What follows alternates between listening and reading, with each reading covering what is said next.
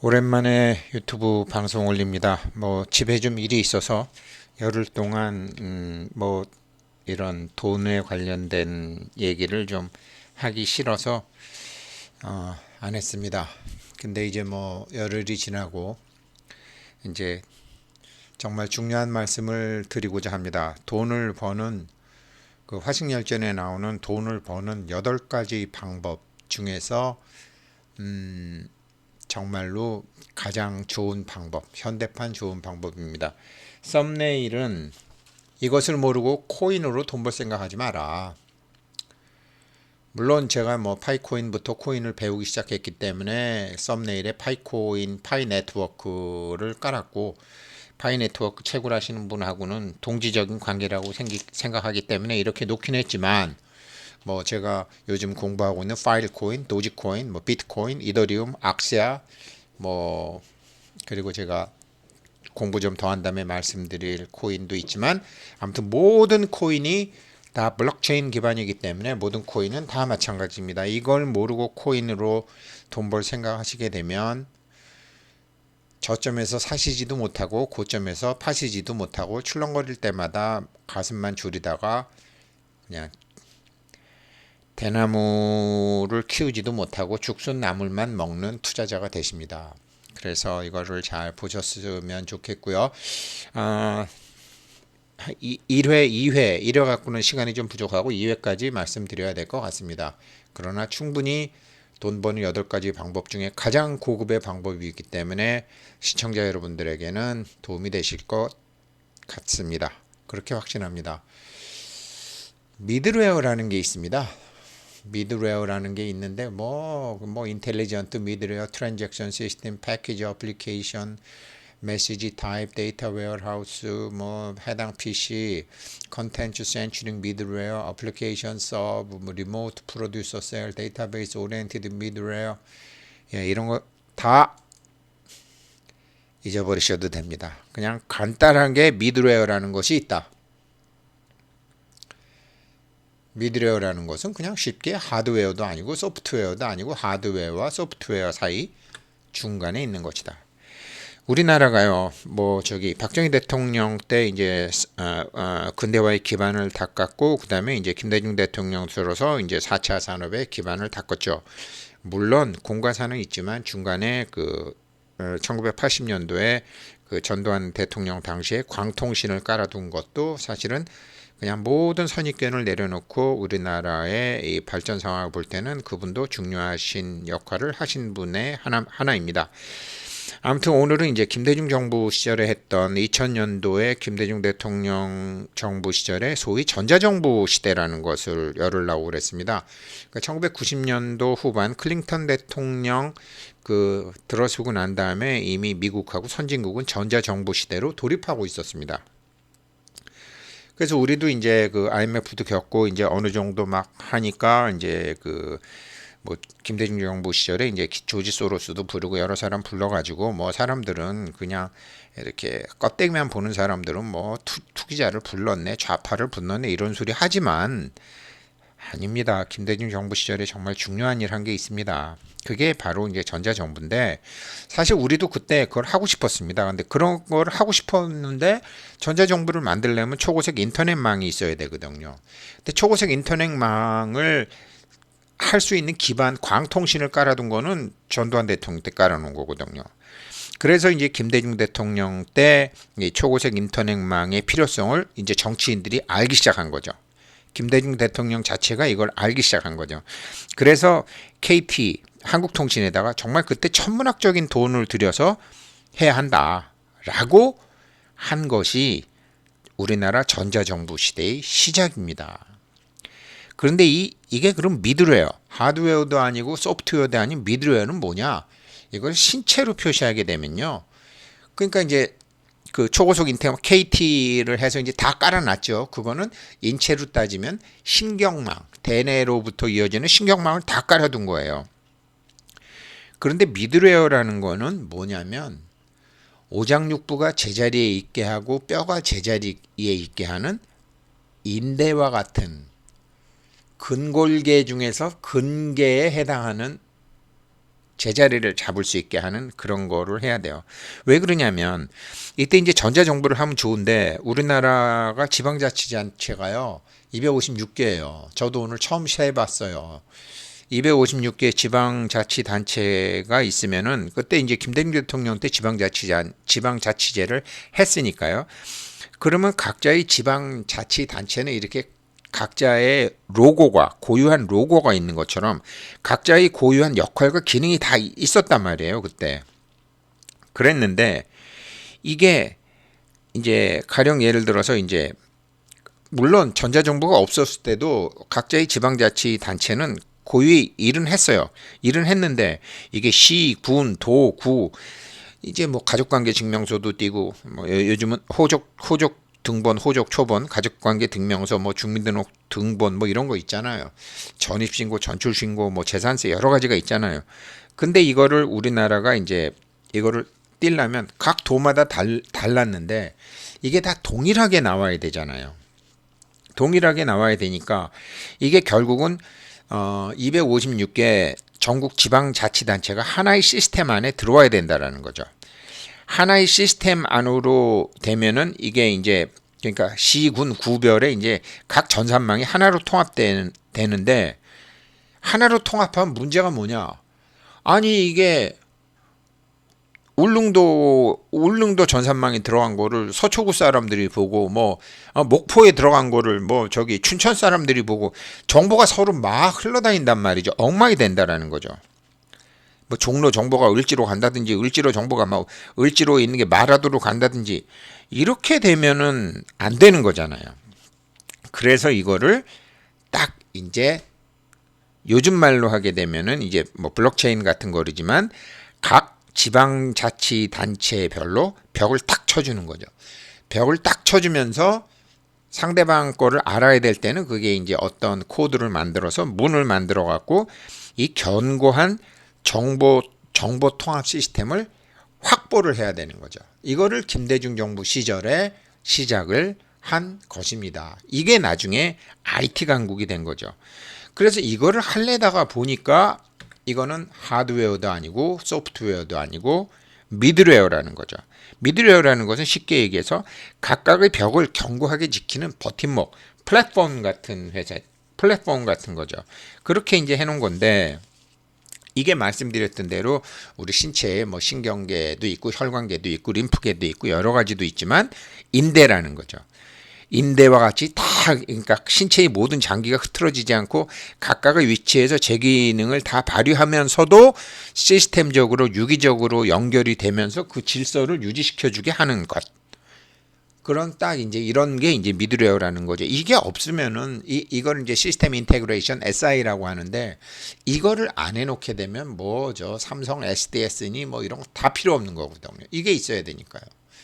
오장육부가 다 제자리 있어야 되는 거 아닙니까? 왔다 갔다 하는 게. 그러니까 이거는 뭘 만드는 게 아니라 그냥 만들어진 것이 잘 이렇게 활용할 수 있게 하는 플랫폼. 인프라죠. 쉬운 말로. 그러니까 인프라를 한 거죠. 원래 이 그 미드웨어는 미국 하버드 대학하고 MIT 대학에서 이제 공동 개발을 했어요. 근데 공동 개발을 했는데 뭘 개발하면 이제 상품이 나올 거 아니에요. 상품이 나와서 그때 당시에 이제 이름을 엔테라라는 그 제품명을 만들었어요. 쉽게 얘기해서 이제 그 천재들 머릿속에 있던 게 이제 상품으로 나온 거죠. 엔테라라는 게. 그래서 미국에서 원래 이거를 해보려고 그러니까 미국이 이제 51개 중가 뭐 그렇잖아요. 괌이나 푸에르토리코 같은 이제 뭐 비슷한 것도 있고. 이게 처음에 하버드 대학하고 미들 대학, MIT 대학에서 해보니까 굉장히 좋은 거예요. 굉장히 좋아서 야, 이거를 이제 각 주마다 해봐야 되겠다. 그래가지고 이제 각 주마다 이것을 하려고 그랬더니 문제가 생긴 거예요. 무슨 소리냐면 참 미국이 강력한 그 연방국, 굉장히 강력한 연방국에서 이런 게 필요한 건데 우리나라 지방자치단체 같은 게 필요한 건데 각 주마다 법이 달라요. 각 주마다 실정법 체제가 달라요. 미국 대통령 선거도 그래서 약 독특하죠. 이게 법이 다르니까 어떻게 할 수가 없는 거예요. 그래서 이렇게 하버드 대학과 MIT 대학 천재들이 만든 엔테라가 쓸모가 없는 게 돼요. 이거를 한국이 빌려오는 게 아니라 사와요. 사와요. 한국의 천재들이 이걸 사와요. 그래갖고 이제 이거를 사와갖고 이제 일을 시작하는 건데, 그러니까 이게 시스템 내에서 이게 뭐가 효율적으로 하려고 이게 필요한 건데, 아니 이거를 하게 되면 샌프란시스코 문서도 뉴욕에서 좀 보고 뉴욕 문서도 하와이에서 보고 이게 돼야 되는데, 우리나라 주민등록 등본이나 호적 총본이 뭐 울릉도코도 서울에서 뗄 수 있고 마라도코도 서울에서 뗄 수 있고 다 할 수 있는 것처럼 이렇게 전자정부를 만들려고 그러는데, 각 주마다 법이 다르니까 그게 안 된 거예요. 왜 미국에서 이걸 개발해놓고 안 됐는지 이해하셨어요? 각 주마다 법이 다르고 헌법 체계가 다르고 실정법 체계가 다르니까 막 주 대법원, 주 고등법원, 주 지방법원이 있고, 미국은 강력한 연방국이지만 미국의 실태는 이게 안 되는 거예요. 그래서 하버드 대학 내에서 하면 하버드 각 단과대학, 뭐 법대, 상대, 미대, 예술대, 뭐 쭉 이제 문과대, 뭐 이공계 각 단과대학 내에는 그 탐정하는 다 되는 거예요. 근데 그것을 벗어나면 법이 다르기 때문에 쓸모가 없어진 거예요. 그런데 우리나라는 어떻죠? 하나의 헌법에서, 하나의 실정법에서, 하나의 전산체계로 가잖아요. 그래서 우리나라가 이 전자정부 시대를 맞이하면서 이제 IT 강국으로 올라서게 된 거라고요. 자, 그랬는데 이게 또 문제가 뭐냐? 256개의 고유한 전국 지방자치단체에 대한 모든 정보를 취합하는 하나의 정부니까 그 하나의 정부는 이것을 다 열람해 볼 수 있잖아요. 그러니까 그 하나가 이상해지게 되면 모든 게 이상해질 수도 있는 거예요. 우리가 네이버를 하지만 네이버, 뭐 구글, 뭐 이런데 본부 몇 개만 폭파시키게 되면 모든 게 다 스톱이 되는 것처럼 하나에 집중된 게 있으니까 이게 문제가 생기는 거예요. 이 정보를 광고회사에 팔아먹는 사람도 있고 별의별 사람들이 다 생기는 거예요. 이게 이제 사람들이 깨어나면서 이거 안 되겠다 그랬는데, 2008년도에 사카시 나카모토가 블록체인하고 비트코인을 들고 나온 거예요. 이해하셨나요? 우리나라도 블록체인이 도입될 수밖에 없다라는 게. 그래서 참 뭐 여러 가지 코인 중에 제가 뭐 파이코인을 처음에는 돈 안 드니까 했지만 다 블록체인 기반으로 하는데, 지금 무슨 Know Your Customer, KYC 뭐 인증을 한다, 뭐 미들넷을 한다. 이 미들넷 만드는 거 그렇게 어려운 거 아니거든요. 우리나라도 미들넷 만들어주는 회사 많아요. 근데 바이코인은 그것도 안 해요. 그러면서 계속 유저 확보만 하고 있어요. 1억 명까지 한다는 거 아니에요. 그래서 저는 파이코인이 이거 상장해서 이게 코모돈 돈 빼먹는 것도 아니고 메인넷도 돈 주고 하려고 그러면 금지할 건데 그것도 안 하고 그냥 계속 유저 확보만 하고 뭐 이런 소리 저런 소리 별 소리가 나와도 자기 할 일만 계속 해가고 있는 파이코인이 몹시 궁금한 거고 계속 공부할 수밖에 없는 거예요. 자, 그러면 이제 이런 사회에서, 물론 저기 사회에서 뭐 여러 가지 잡코인이 있지만 저는 이런 거 같으면은 사회에서 필요하겠다. 마치 이제 김대중 정부 시절에 전자정부 필요하겠네. 전자정부 시대가 필요하겠네. 그 필요하려면 뭐가 필요하네. 그러다가 미드레어라는 게 있네. 그래서 미드레어를 딱 도입한 것처럼 지금 블록체인은 지금 사회의 어떤 이 인터넷 사회에서 이건 문제가 있네. 그 대안 솔루션을 제안한 회사만을 저는 합니다. 파일코인도 마찬가지고. 이게 이렇게 되는구나. 그래서 이제 그런 것만 이제 제가 뭐 공부를 하고 있는데, 이게 그러니까 뭐냐. 근데 왜 코인은 도대체 왜 나오는 거냐. 지네들이 그걸 개발하면 좋은데. 코인은요, 생태계를 만드는 거고 네트워크를 만드는 건데, 이게 우리 해와 바람처럼 강력한 바람으로 뭐 공산주의 같으면 중국 같으면 해 하면 딱 하잖아요. 근데 미국은 그게 안 되잖아요. 주마다 헌법이 다르고 다 다르니까. 법 체계가 다 다르니까. 그래서 미국의 천재들은 햇볕 정책을 취한 거예요. 그게 코인이에요. 이게 코인이에요. 파이코인도 마찬가지예요. 지금 무엇인가를 하려고 그래요. 무엇인가를 하려고 그러는데 지금은 하루에 한 번씩 당신이 터치만 해 주십시오. 이게 다 뭐냐? 바로 미들웨어를 만들기 위한 거라는 거죠. 블록체인과 미들웨어는 굉장히 중요한 연관성이 있고 미들웨어가 없으면 생태계가 만들어지지 않습니다. 그 미들웨어 기술이 블록체인 기술이고 그 블록체인 기술을 공산주의처럼 독재국가처럼 한꺼번에 할 수 없으니까 코인이라는 당근을 주기 시작한 거죠. 그래서 이거를 파이코인처럼 무료 채굴을 하건 뭐 또 채굴 위탁 회사를 하건 채굴기를 도입하건 이거는 미래의 어떤 사회를 위해 가는 거라는 말이죠.